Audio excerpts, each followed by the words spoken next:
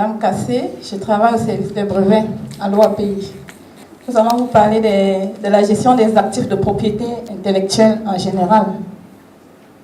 Nous allons commencer par la définition. Qu'est-ce qu'on entend par actifs de propriété intellectuelle?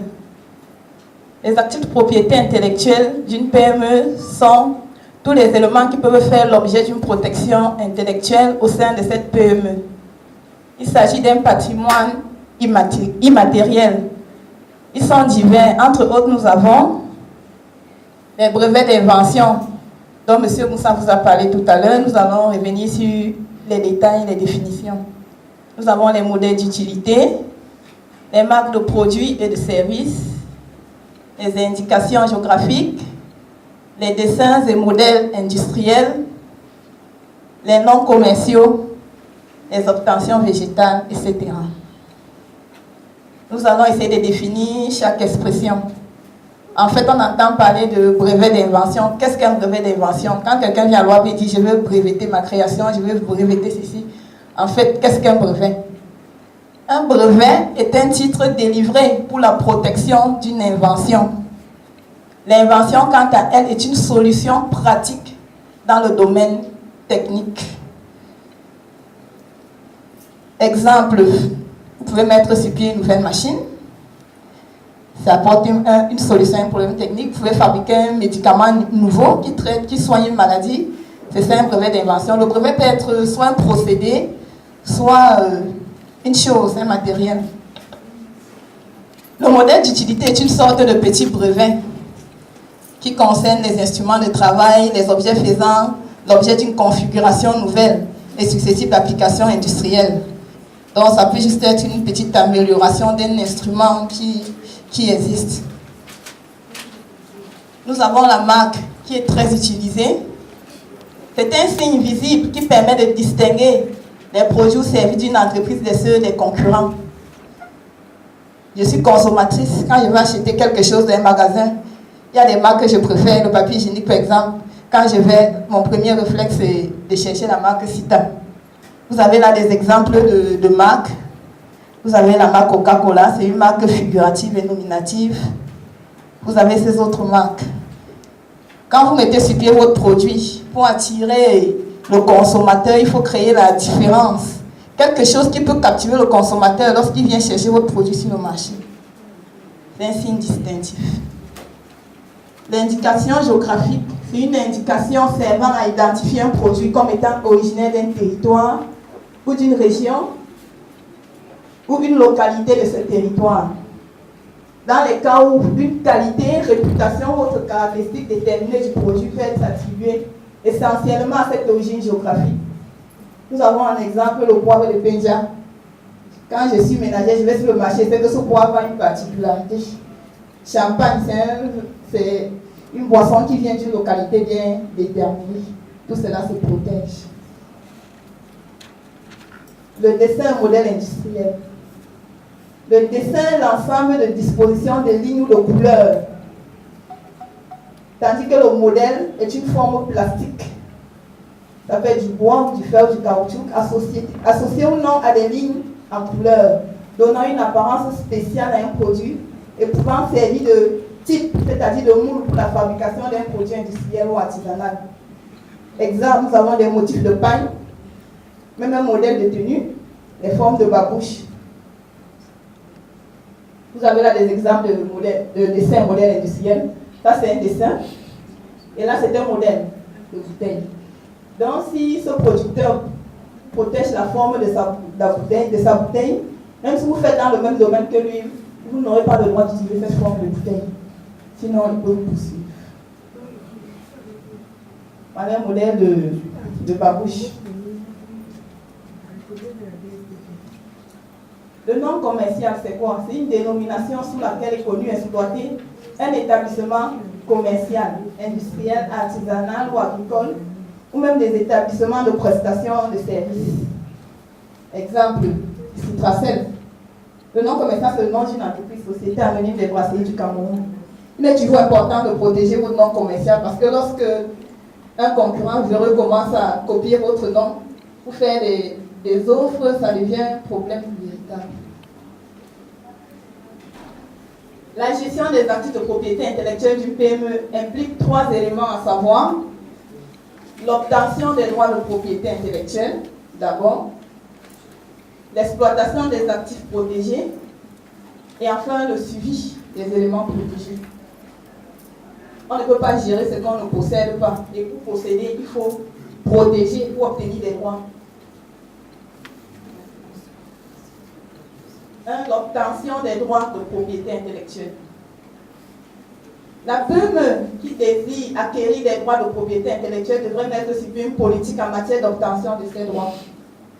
Parmi les actifs de propriété intellectuelle dont dispose une entreprise, tous ne font pas systématiquement l'objet d'enregistrement officiel, mais peuvent être protégés à travers certaines mesures, telles que les accords de non-divulgation, exemple, le cas d'une formule de boisson gazeuse. En ce qui concerne les éléments de propriété intellectuelle faisant l'objet de protection officielle, c'est-à-dire d'enregistrement d'un office de propriété nationale ou régionale, il convient de signaler que cette protection est limitée dans le temps. La durée de protection varie suivant l'élément protégé. En ce qui concerne particulièrement la loi pays, nous avons les durées de protection ci-dessous. Le brevet d'invention, par exemple, se protège pour une durée de 20 ans. Lorsque vous avez inventé quelque chose et que vous l'avez protégé, au bout de 20 ans, elle devient la propriété de tout le monde. On dit qu'elle tombe dans le domaine public. Et c'est ça qui permet le développement économique. C'est pour ça que certaines inventions sont très chères au départ. Le téléphone était très cher au départ. Maintenant, c'est donné à tout le monde parce que c'est déjà tombé dans le domaine public. Mais ces 20 années de protection dépendent du paiement fidèle des taxes annuelles de maintien en vigueur. Donc chaque année, il faut entretenir sa protection par le maintien en vigueur. Le modèle d'utilité a une durée de 10 ans à partir de la date de dépôt, sous réserve du paiement fidèle des taxes annuelles de maintien en vigueur. Donc le modèle d'utilité qui est un petit brevet, dû également pendant une courte durée. La marque est différente. Elle peut faire l'objet d'une protection indéfinie dans le temps, à condition qu'elle soit renouvelée tous les 10 ans. Si elle n'est pas renouvelée, un tiers peut l'utiliser. Puis encore au bout d'un certain nombre d'années, je pense que c'est 2 ou 3 ans, le tiers peut protéger et vous interdire l'usage de la marque.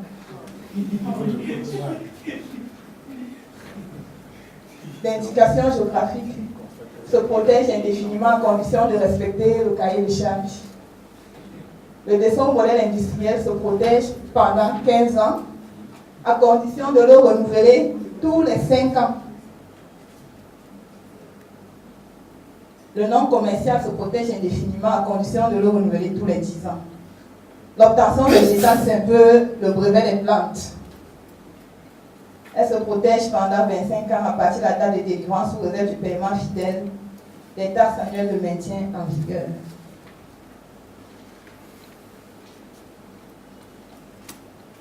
Il convient de signaler qu'un projet ou un service unique peut être protégé par différentes formes de droits de propriété intellectuelle, touchant à différents aspects de ce projet ou de ce service.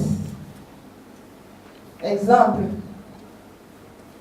si je suis une industrie, je mets sur pied un médicament, je dois protéger le processus de fabrication.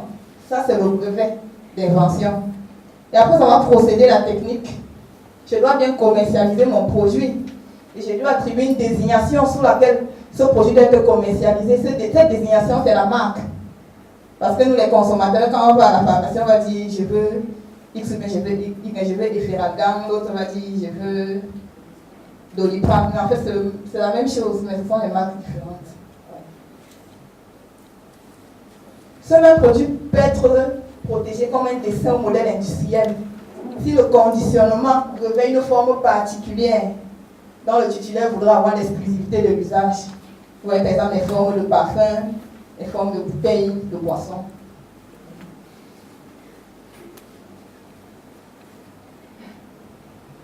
Les peuples doivent étudier la meilleure forme de protection et s'assurer le plus tôt possible de l'obtention de tous les droits théoriques afin de se défendre en cas de contrefaçon. Elles peuvent à cet effet requérir les services d'un conseil en propriété intellectuelle que je vous recommande fortement. En ce qui concerne les adresses des conseils en propriété intellectuelle, vous pouvez consulter notre site et vous aurez quelques adresses. Ce sont des mandataires formés en propriété intellectuelle qui peuvent bien vous aider. Elles doivent également garder à l'esprit que créer un portefeuille complet de propriété intellectuelle peut représenter un investissement considérable, mais ça vaut la peine, notamment en ce qui concerne les brevets, surtout si elles veulent protéger leurs brevets au niveau international, car autant d'États désignés, autant de portefeuilles à gérer. Monsieur Moussa vous a parlé tout à l'heure de la territorialité.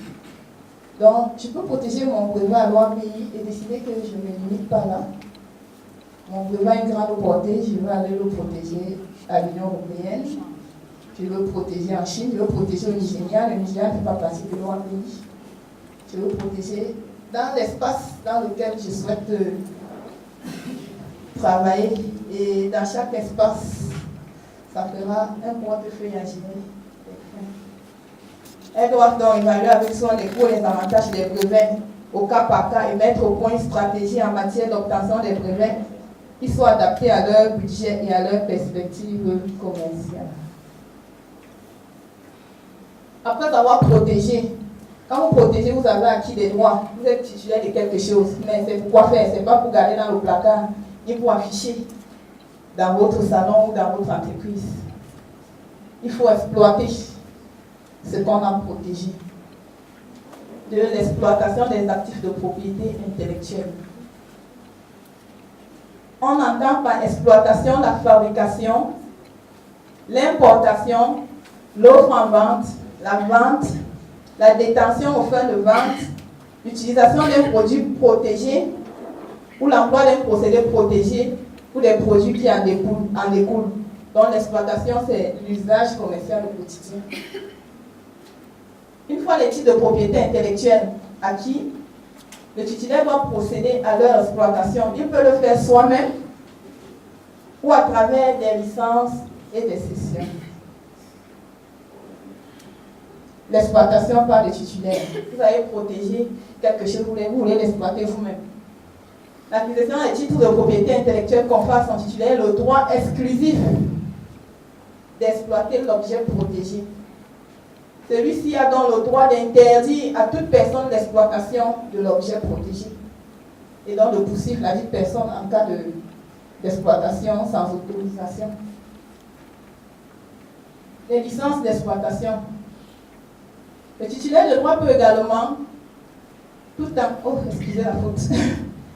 gardant son droit sur l'objet protégé, accorder à un tiers le droit d'exploiter le dit objet à travers un contrat de licence.